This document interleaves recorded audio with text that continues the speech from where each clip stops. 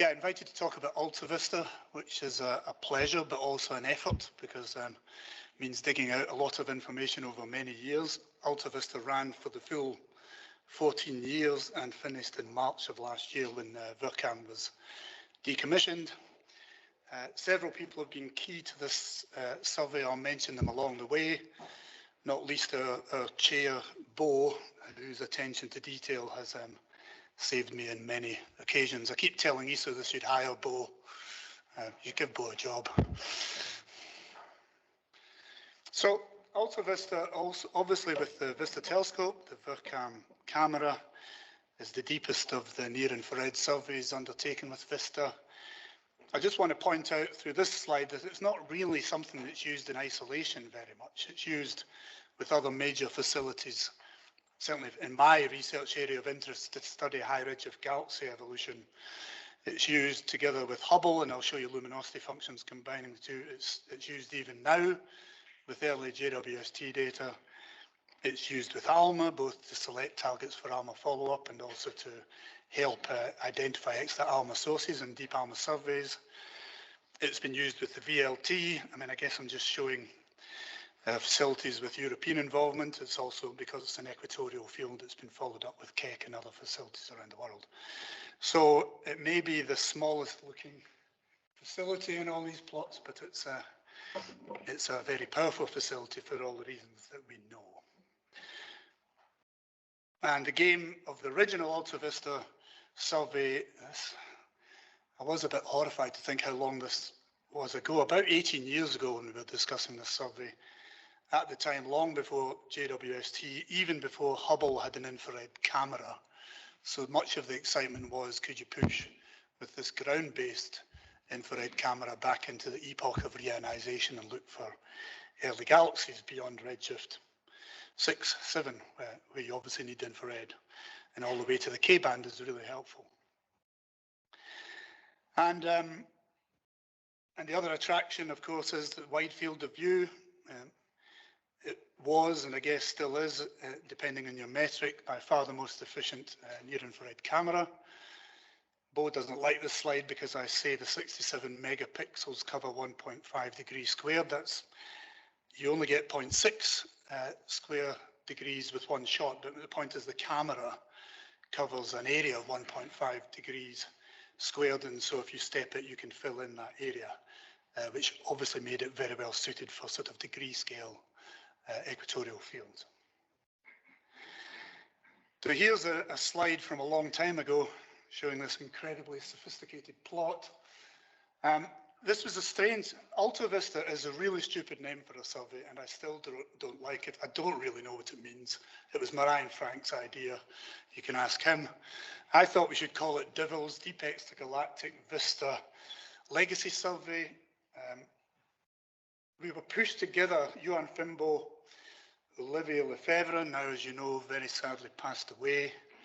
Marianne Franks and I were pushed together into a room in Edinburgh because we'd all applied for a deep survey with VISTA, and we were told to sort our ideas out. Marianne didn't like DIVLS because he said no ESO TAC would give time to such an evil name. Seemed really short-sighted in my view, and came up with Ultra-VISTA, and I didn't have the energy to argue with Marianne, and he's bigger than me. So that's how the name came about. I should say that what Marianne wanted to do was just point the VIRCAM camera in one go and not jiggle it about to fill the field. He just wanted to get as deep as you could on the different detectors. What Olivier wanted to do, and he was already in the Cosmos Consortium, was to do a shallower survey, filling in, stepping VIRCAM to get even coverage across the Cosmos field, more focused on intermediate redshifts. Johan was there mainly arguing for use of the narrowband filter that Bo has also worked on, a key thing coming from Copenhagen. And I sort of ended up as some kind of honest broker who ended up with this fudge between Marianne's idea of deep and Olivier's idea of wide. And so the original idea was to do this horrendous looking pattern with deep strips and shallower strips. So we did a full coverage of the Cosmos field, but so we pushed as efficiently as possible to try to probe the high redshift universe. And we got going with a plan to get 1,800 hours or so of exposure over 5 years. But we've been doing this for 14 years. Here's one of Bo's patent observing season plots, which this is the one for completed execution time. 2,899 hours of execution. Integration time, it's quite an efficient survey because we just go back and look at the same place again and again and again and again, and acquiring the field is easy. Our final season here, Bo actually put in for some DDT time once it became clear that VRCAM would keep going a bit longer, and we got 99 hours, about half of which was completed, hence the 40, well, maybe not even quite. On the execution time, I think we got about half of the time. And then in March 5-6, VRCAM was shut down. And so you can see various seasons we did. In the first season, I think Vista was re-illuminized halfway through our observing season, which got me absolutely furious. Apologies to ESO people in the room who I sent nasty emails to. But in general, we did really well, and we were able to get, in good seasons, about 250, getting on for 250 hours of integration, which, given this is at a single RA, was quite an effort. And so our thanks go to all the ESO staff who continually worked, even though we were telling them to work into the twilight for the K-band, etc., to try and maximise the efficiency of this survey. And so this is what it would have looked like under the original plan with ultra deep strips and deep strips. In the spirit of this survey, it's not deep and shallow, it's ultra deep and deep. But by the end, this is what the final data release DR6 will look like, with really even coverage photometrically across the whole field to about 5%. 0.05 mags is about the difference in the deep and the ultra deep strips in the final data. And so you really can't see the pattern of the instrument at all anymore. And a zoom in shows the quality of the imaging. We were rejecting anything where the seeing was worse than 1 arc-second, where the ellipticity was worse than 0.1, but the median seeing is about 0.75 arc-seconds. So, fantastic instrument on a fantastic site. And of course, if you're interested in very high redshift, often relatively compact objects, good seeing also helps you with your depth enormously. Now, this slide I found quite hard to put together because it brought back too much pain. But it was the original survey, and then sometime at a JWST conference in the Netherlands, I sat up several nights and wrote a follow-up survey to try to at least fill in the gaps in JH and K short. And at that point, we didn't try to fill in the gaps in Y, because Y is very expensive with Vista, and we knew that HyperSuPrimeCam and Subaru was doing its own Y-band imaging. Matt Jarvis earlier this morning talked about not bothering with Vista Z because HyperSuPrimeCam is good in the Z band. HyperSuPrimeCam also good in the Y band. But as things kept going and VRCAM kept going, we realized that the Y band for Ultra-VISTA was different from the Y band for Subaru, and different enough that you could get extra science. So we then wrote another completing Ultra-VISTA program. And then, as I say, last year, ESO must have been sick of getting programs calling completing Ultra-VISTA, but we wrote another proposal to use the remaining time as best we could. And this was still useful. So when you're acknowledging things, you need to let ESO keep track of the programs. It's helpful if you can cite these various programs. I'll just highlight this point about Y-band. This was the second proposal that went in. It's also a useful slide because it shows the original Hubble ACS imaging that defined the Cosmos field, and then some of the other imaging here, the Subaru optical imaging, the Ultra-VISTA imaging here. And you can see the relatively complete coverage of this special field. And this is just making the point that the Y-band that comes from Subaru, unsurprisingly, being on a CCD detector, is a slightly shorter wavelength Y-band compared to our Y-band, and this just points out how broad the Euclid filters are compared to these filters. I'll come back to that later as well. And so this has already been used I guess it was our idea, but it's a competitive world that's already been used by other people in the public data set to look for a Lyman alpha selection around redshift 7 with 2 Y bands can really help you see if there's an emission line there. And there's been various data releases, and Bo can probably remember almost all of these. So there was 4 data releases under the original plan, and then we've had DR5, which was in May of this year, bringing together the first proposal and data from the second one, and DR6, which may also include some DDT narrowband imaging as well, will be our final data release, hopefully in March of next year. All the data are in, obviously, but it's something I'll mention briefly is we go back and we reduce everything right from the beginning again every time, and it's a major undertaking. The people who deserve most credit for that undertaking are Andrea Monetti and Henry at IEP in Paris. Andrea in particular in recent years, much of the funding for buying extra clusters to work on this has helpfully come from a realization of the importance of Ultra-VISTA for Euclid. So some Euclid money has been used to finance increased computing capability and keep Andrea Monetti employed, although he is going to retire out of exhaustion as a result of this at the end of January, so we do need the data release early next year. And then Bo, who has kept track of every observation. Basically, if ESO don't observe properly, Bo's on the email the next day asking why not. He tracks every hour. He then helps get all the catalogues into the formats required for an ESO upload.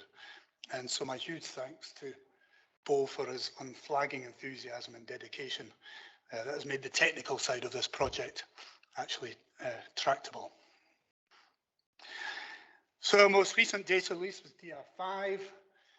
I'll talk a little bit about what was in that. You don't need to read the release, but you can find it if you go to the ESO archive. These were the depths in DR5. Generally, we try to quote 5 sigma limiting magnitudes A, B, 2 arcsecond diameter apertures. And these were the deeper parts of the DR5 imaging. And at this point in DR5, the deep columns were about a fifth of a mag shallower than the ultra deep. And the extra observations, not all taken since May because the data reduction lags the observing, but the extra observations over the last 2 years and then this final burst have basically homogenized everything. So if you're interested in what will be DR6, which should be our final data release, I'm thinking here that if Andrea retires at the end of January, by the time we get things into ESO format and uploaded March 2024, it's realistic. Some basic impressive numbers, all 14 years of observations, over 100,000 images, nearly 2,500 hours of exposure time. We do reject frames, and it's at the 10% level. As I said, we reject pure seeing or pure ellipticity, but generally the ellipticity distribution is excellent. It peaks about 1%. And per pixel, we're looking at about 175 hours of integration per pixel, evenly now across the whole frame. A new feature, well, it's always been there to some extent. What we do is do our own sky subtraction, and I'll explain that a little bit more. Obviously, the Gaia, everything gradually has been brought onto the Gaia reference frame, and we'll be providing full stacks in all 5 filters. That's the 4 broadbands, the narrowband 118, and the 5-band catalogue. Here's why you need to do proper sky subtraction. As you probably know, Cassie and Cambridge process the VISTA imaging and the individual OBs, the observing blocks, and they take off a sky, but that sky is a crude sky. And so what we do is we put that sky back in, and then we start again. So what we can do, if you take, say, going from DR5 to DR6, we've got the imaging in DR5. That means we've got the deepest catalogue of infrared sources in that bit of the sky from our previous reduction. We build a mask that takes out all these objects. And then we go to the imaging and we build a sky kind of contemporaneous with each exposure from the sort of hour window around that, and build the sky there and take it off. We also expand the masks around big objects a long way out. We also benefit from the fact that we have so much integration that it's a big jitter pattern. So the largest jitter is about an arc minute. And so that allows even big objects to move away, and we've got pixels that don't have the object in it anymore. And so the outcome of that is this as compared to this. And many of you will know from deep imaging this classic problem of halos and troughs that you get around big objects, where you actually haven't properly either masked them out enough, or you don't have enough jiggling about to get rid of the wings of the object. So this is slave labor. As I say, what Andrea therefore has to do is go back to 2009 and start reducing every individual image with the new object mask and start all over again, because we know more about the field than we did at the time of DR1. And this is why it takes so long, thorough ESO people, for us to produce a final product at the end of each observing season. But I hope you'll agree that the effort is worthwhile. Rebecca Bowler produced these plots for us just the other night. I won't bore you with loads of them. This is J-band. So this was DR4. You can see at this point the deep strips and the ultra deep strips very obvious. And here's this AB 5 sigma, 2 arc-second diameter apertures in the deep and the ultra deep. So they obviously differ quite a lot. DR5 closed most of this gap. DR6, we have the images, even though we've not released them yet. We're working on the quality verification, closes the gap perfectly. And so this is because the second proposal we put in was designed to flatten JH and K. Whereas, if you look at Y-band, it wasn't until the third proposal that we had the nerve to ask ESO for the deep Y-band in the gaps. And so this is DR4 in Y-band. This is DR5 and Y-band, not much difference because we basically said we won't touch Y, that's more efficient with Subaru. And what perhaps the biggest impact in DR6 is filling in all these gaps in Y, completely closing the gaps. And so in Y-band, you will have 5 sigma, 26.0 2 arc-second apertures in the Y-band across the whole field. And just, you might say, so what? But if you're looking for high redshift galaxies in K, H, and J, and Y, this is the difference between DR5 and DR6 and Y. You can see it. So these are the final, if you want to write down any numbers about what the depth of final Ultra-VISTA will be across the whole, it's almost 2 square arc minutes by the time you jiggle the whole thing, but certainly over 1.5 square arc minutes. These are the 5 sigma depths. So, say something then science-wise about the survey. There's lots of papers, and so don't worry, I'm not going to name them all or go through them all. If you go onto the ESO Search Archive, which of course only basically includes those papers that acknowledge the survey reference number properly, but most people are quite good at that. There's 270, well 269 to be precise, but it's probably 270 by today. Papers that have publicly utilised the Ultra-VISTA dataset. The original survey definition paper, we need to write another paper now to wrap it all up on my to-do list. Henry led the original survey definition paper back in 2012. It's been cited 616 times. And then the spin-off catalogue papers, these Cosmos 2015 and Cosmos 2020 papers, they basically use the Ultra-VISTA data and the optical data from Hypersa PrimeCam and other optical data in the field to make an optical infrared catalogue. The first of these was led by Legel and John Weaver. Last year published the Cosmos 2020 catalogue. So these are also hugely cited papers because people can go straight there for the catalogue information. And I gather, although I apologise I wasn't here, that Magda showed a slide earlier in the week showing that Ultra-VISTA has now gathered 17,000 citations in total, the most of any of the VIRCAM surveys. So that's very gratifying. So I'll show just some example science. It's a bit biased towards my own interests, but that's maybe okay. So the original idea, of course, was to UV select galaxies at high redshifts. Back in the late noughties, people didn't know anything about galaxies beyond really redshift 5 or 6. And here's what you're trying to do. So the challenge is to get enough bands above the Lyman break, in this case Y, J, H and K, to prove you have a flat continuum, and have enough dynamic range to the optical to prove that the continuum then ceases below the 1260 angstrom redshifted break, because you're always struggling to differentiate these objects between a very red and intermediate redshift object. Or, and this is a special problem for wide area ground-based surveys that's been mentioned already today, the nasty business of stars, T-dwarf stars in particular, can easily impersonate a high redshift galaxy if you don't have this Y band, which is often the killer to tell the difference.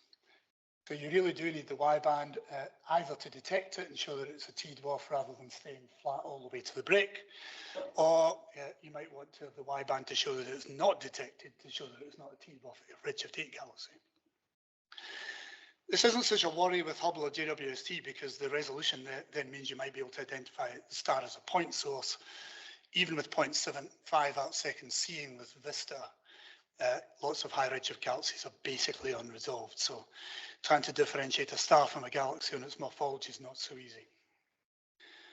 So this worked out quite well at the beginning. Rebecca Bowler has been mentioned a couple of times earlier, was my PhD student in an ERC grant at Edinburgh, and so she got going on this quite early on. Her early papers showed that we could find redshift 7 galaxies, even at these relatively bright 25th, 24th magnitudes. And so these are galaxies forming stars, 10 to 40 solar masses per year. UV slope is often given this strange parameter beta of -2. That just means it's flat in F nu, as you can see, because flat F nu is equal AB magnitude. So you can see you're getting this characteristic, very flat, distinctive UV slope. Good enough so that the low redshift solution doesn't even intervene in these chi-squared versus redshift plots. So really robust objects coming out. This was from DR1, so that was a nice surprise. And that allowed us to say some things about the rest frame UV galaxy luminosity function, LF in the jargon that people tend to abbreviate. Remember that by this point, of course, Hubble had an infrared camera, and so we were getting information on the faint end of the UV luminosity function from Wide Field Camera 3, from Ross McClure's work, from Richard Bound's work. But what we didn't have, because Hubble didn't have the area, was any information at the bright end of the UV luminosity function. So here's what Ultra-VISTA started giving us here at the bright end. And this is a Schechter function fit to the faint end from Hubble. And so Ultra-VISTA was already showing quite early that we were in a sense lucky. If that Schechter fit had been right, we wouldn't be getting redshift 7 galaxies with Ultra-VISTA. Since then, things have moved on. Rebecca kept plugging away. She went off to Oxford. She's now at Manchester, but this is a paper I wrote with her 2 or 3 years ago, combining Ultra-VISTA at the bright end and Hubble. This is pre-JWST at the faint end, to show what the UV luminosity function of galaxies does over the redshift range 4 to 9. 9 is kind of where Ultra-VISTA runs out of steam. And you can see this is really not what people used to talk about. People used to talk about the Schechter function. Was it luminosity evolution horizontally? Was it density evolution vertically? So galaxies are dying away as you go to greater and greater loopback times, unsurprisingly. But the shape of the luminosity function is changing.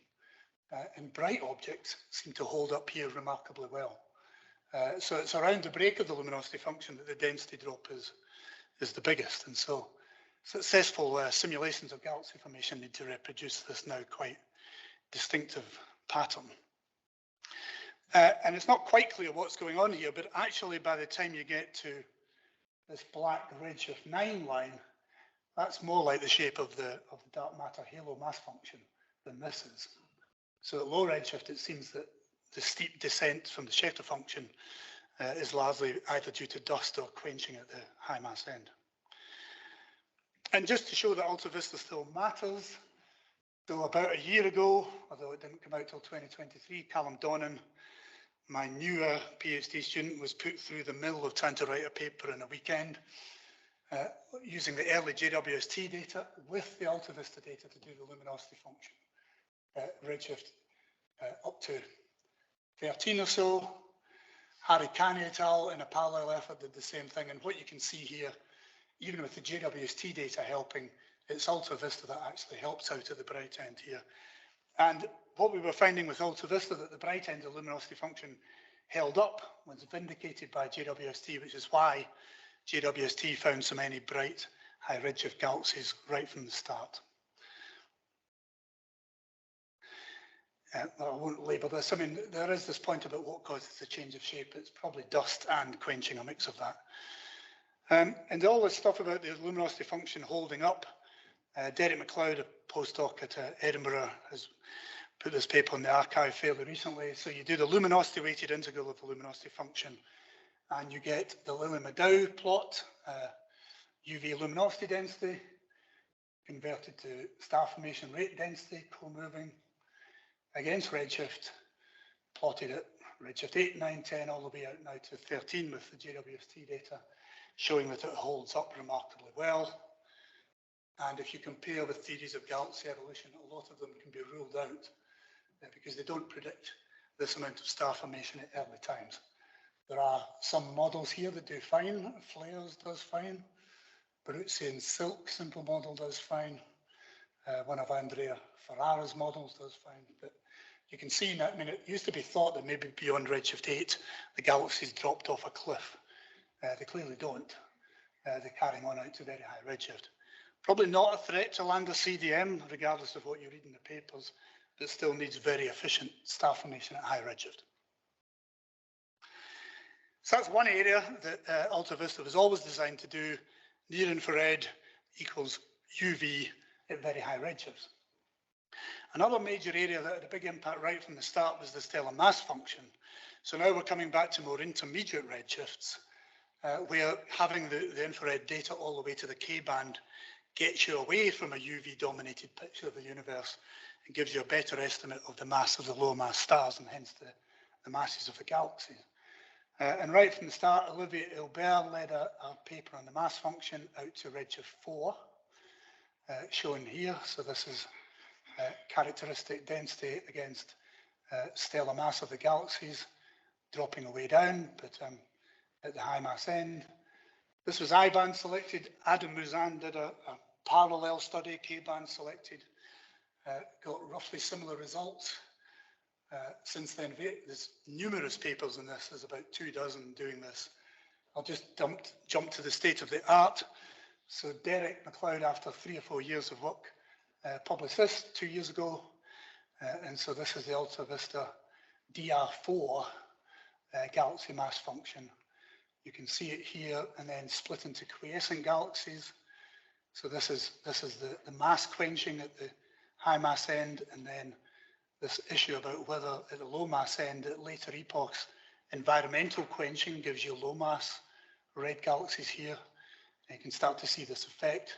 So this suggests that at redshift 2 there was no environmental quenching, and you get low mass quenched galaxies at redshift lower than 2. And if you integrate the stellar mass density to look at the growth of stellar mass over cosmic time, this again compares with models. There's Simba, Ramil Davies, One Eagle, all pretty good actually. Interesting, Maddow and Dickinson integrating from this, the star formation rate is a little bit high. This picture's all making good sense. There is this Payne and Lillie paper that's been around for a long time talking about the mass quenching and environmental quenching. And I guess these data are continuing to support this picture. To go beyond redshift 4, we really need to use JWST because even the K-band then is not really seeing the mass dominant stellar population. Excuse me. So it's good to be in infrared if you want the UV at very high redshift. It's good to be in infrared if you want the mass dominant populations at intermediate redshift. It's obviously good to be in infrared if you want to look at dusty galaxies. So one nice thing about Cosmos is it's been much studied in the submillimeter as well. Here's Jim Gaethje's paper for the Scuba 2 Cosmology Legacy Survey. These were the fields that it planned to study, and the Cosmos field is the biggest. I won't talk about the other fields here now. What you can then do with ALMA, which is unbelievably expensive to map wide areas, but if you know where the bright sources are, from Scuba 2, you can point ALMA at them. And this has been done in a series of papers. ALMA follow-up of Scuba 2 sources. Initially, it looked like they were fragmenting into lots of little sources blended together in the Scuba 2 beam. That turned out to be wrong.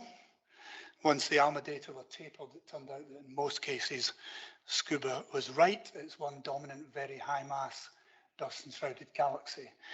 But even if ALMA then reaffirms that the sources are individual sources, you get a very accurate position, and you can then go to the Ultra-VISTA data, a search radius of 1 arcsecond, find the galaxy counterpart, no ambiguity. And there's a whole bunch of papers on this. Here's a paper I wrote with Magic Kaprovsky, who was at Edinburgh for a while, looking at the rise of specific star formation rate, basically the normalization of the main sequence up to redshift 5. And if you look in the archive at the end of last month, you'll find a paper that I'm not involved in at all, but I just highlight it because it's so recent. With the ALMA follow-up of Scuba 2, there was a thing called the A2 Cosmos survey, and then the A3 Cosmos survey brought together the Scuba 2 follow-up and all the other ALMA data ever taken in Cosmos field into one big survey, and combined that with Ultra-VISTA, mainly with the Cosmos 2020 catalogue, to really push the ALMA data. And so here's another Lilly-Maddow plot, cosmic history of star formation rate, solar masses per year, per co-moving cosmic volume, through the peak of activity at redshift 2-3, and there's this ongoing debate. You can see it's still not fully resolved as to what happens to dust-obscured star formation at high redshift. And this is an area that will be surely tidied up through a combination of ALMA, JWST, and Ultra-VISTA over the next couple of years. Just mention a couple of other things. I'm in danger of overrunning here, sorry. Not done by us, but Nick Cross is in the audience. Nick has helped us through the Wide Field Astronomy Unit at Edinburgh release the individual OBs, so there's 14 years of time variability. And just highlight a couple of areas this has been used to look at the variability in infrared of X-ray selected AGN by Sanchez et al., and to try to model hyperluminous supernova with infrared and optical light curves. This is an example from Hu Chapin et al. Just from last year, looking into the Ultra-VISTA variability data set. I suspect this is relatively little exploited yet, so we'll see.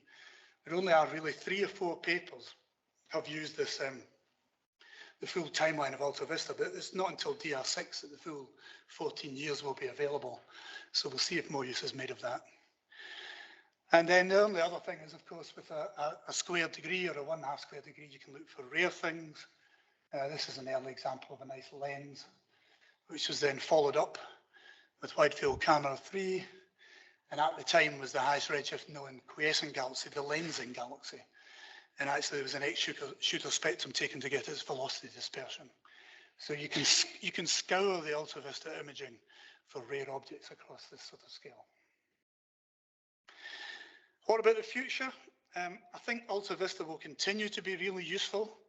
It has done and will underpin a whole series of ESO spectroscopic surveys. There's been huge and ongoing investment in the field.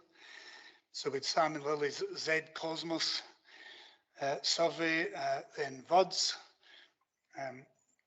Olivier's survey, then Legacy, Aaron van der Waals, VIMOS survey, and then Alpine, which was the ALMA follow-up of VUDS. And as someone pointed out, I guess Moons was talked about earlier in the week. One of the big extragalactic guaranteed time surveys with Moons is called Moonrise, and Cosmos is one of the key fields for the Moonrise survey in infrared with the fiber optic Moons instrument, which ships to Chile from Edinburgh at the end of the year. And Derek McLeod is producing all the catalogues from Ultra-VISTA for the spectroscopic follow-up with Moons.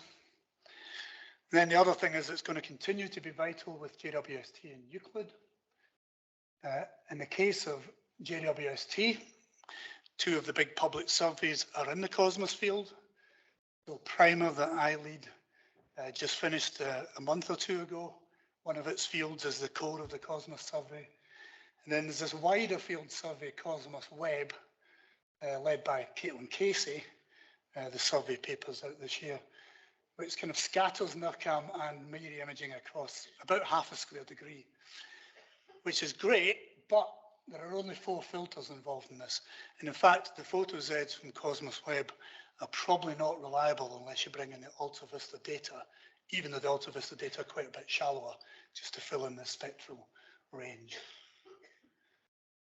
For Euclid, there'll be people in the audience know more about this than I do, but the point is here that the Euclid filters, this huge visible filter, and then these wide infrared filters are not nearly as narrow as the Ultra-VISTA and obviously don't extend to the K-band.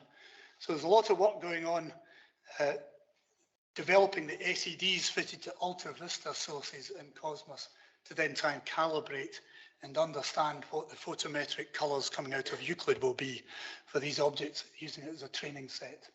And the K-band will be useful throughout the Euclid epoch, because it doesn't go to K. And trying to understand the PSF across these wide filters is another big issue. So, some summary then. I won't read it all out. It's not a very clever thing to do if you have a well-known survey field that covers a couple of square degrees and somebody presents you with an infrared camera that covers about 1.5 square degrees. It's a good idea to point it at it and just keep going and going and going. So that's what we did. It's been utilised in essentially all the studies of the Cosmos field, and I think it still will be. I know those of us who've worked on it are really proud about what the final data product is going to look like, completely flat to the depths I described, 0.75 arc-second seeing. It delivered on bright high redshift galaxies in the process, telling us something new about the luminosity function. It has delivered what are at the moment the state-of-the-art galaxy stellar mass functions, which JWST will add to, but not so much at the high mass end. And it's played a key role and still will in identifying dusty galaxies. It's played its role in the big picture of all the other things that I've looked at here. You can read the rest.